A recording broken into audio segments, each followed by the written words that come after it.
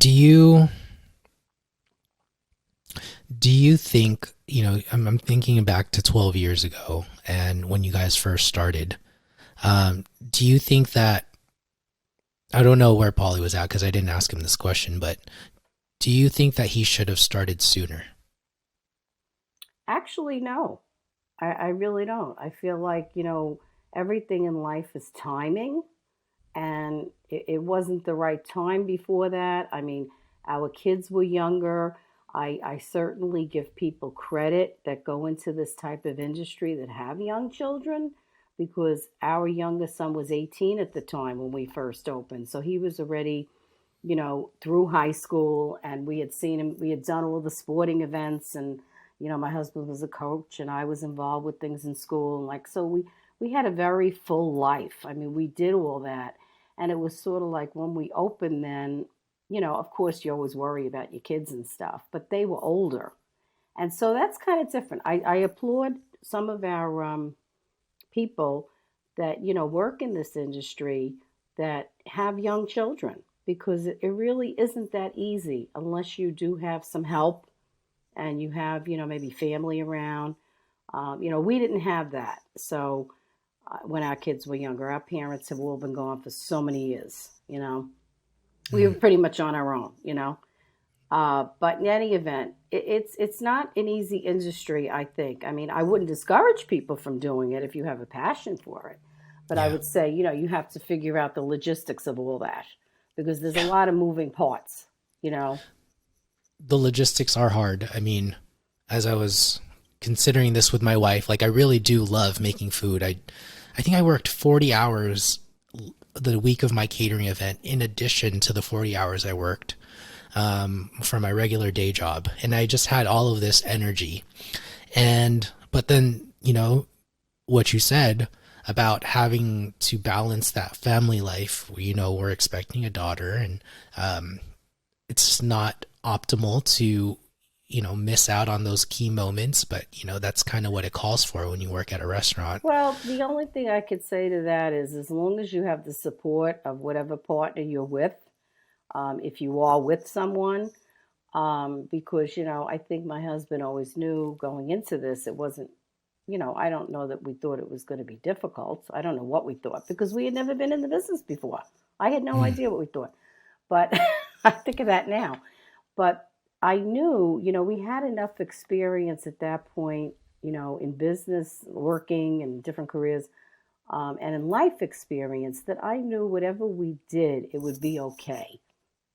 We went into that, and it was never that it never crossed our mind that we were going to fail. It just never crossed our mind. Now, did we think it was going to be what it is today? No, absolutely not. I mean, we still are looking at each other like, really? We're just two kids from Brooklyn. We grew up with nothing. And, I mean, his parents didn't even own a home. They never even drove, you know. His sister, the same thing. They were just your average blue collar workers. And my parents, too. Um, Nobody gave us anything. We didn't have a trust fund. We didn't have money to go to college. It was a different time. Um, but that's okay. I mean, you work with what you have. If you really have a passion for something, I mean, I would definitely encourage people to go for that passion. But sometimes you have to put things on hold for a while until it's like the right timing. And I think in our case, it was like the right timing. I mean, my husband was in his 50s when he started talking about it. And, I knew that, we had to do something different. I just kind of knew that because I felt like we weren't getting where we wanted to be in a sense with what we mm, were doing, you know. mm, And when you're your own boss, I mean, obviously it's very challenging, but you're the one that makes the rules. So, mm, if we want to close on Thanksgiving, that's when we close. We don't ask anybody. We don't have any partners. And that was one thing that I think when I look back on it now, that was very smart of my husband. He did not want partners because mm. he didn't want anybody that he had to be accountable to ask every little thing to. Yes, we had some investors, which were family and friends, and honestly, they have been amazing. They have never questioned us. They have never, they just went into it to help us out to get started. Um, and they've been nothing but loyal and amazing, and I can't thank them enough. And believe me, they've been paid back many times over and very early on in the business, like very early on. We had paid everybody off within 2 years. Wow. Um, and that was my husband's goal.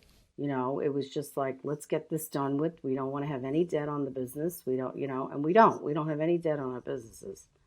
Um, but it worked for us. I mean, everybody has different ways of doing things. I mean, I guess we just, we're more the type that, we don't analyze everything. Like we do a lot on instinct, and what feels right and feels good, and we just keep moving with that. Obviously, we have to run a business, we have to pay bills, we have to pay taxes, we have to take care of our employees, meet our payroll all the time. But it all works out in the end. I feel this is just my belief. If you have the right intent, like we've always, I felt like had the right intent. Now, does everybody agree with what we do or say? Probably not. But Hmm. that's life. Not everybody will. Well, and not everyone will get the same result, even if they believe, right? Yeah, exactly. Exactly. I mean, I count myself very fortunate and I am very grateful. And I think that that is part of it as well. I mean, I feel like we have a very different life philosophy than a lot of people. And I feel like we always sort of have.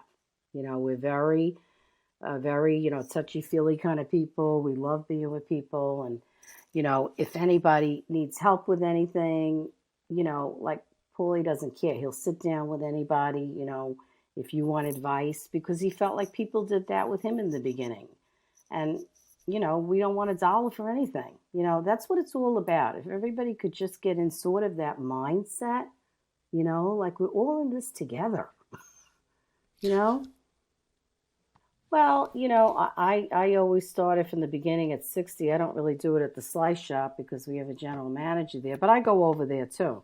For people's birthdays, I always give them a card and something.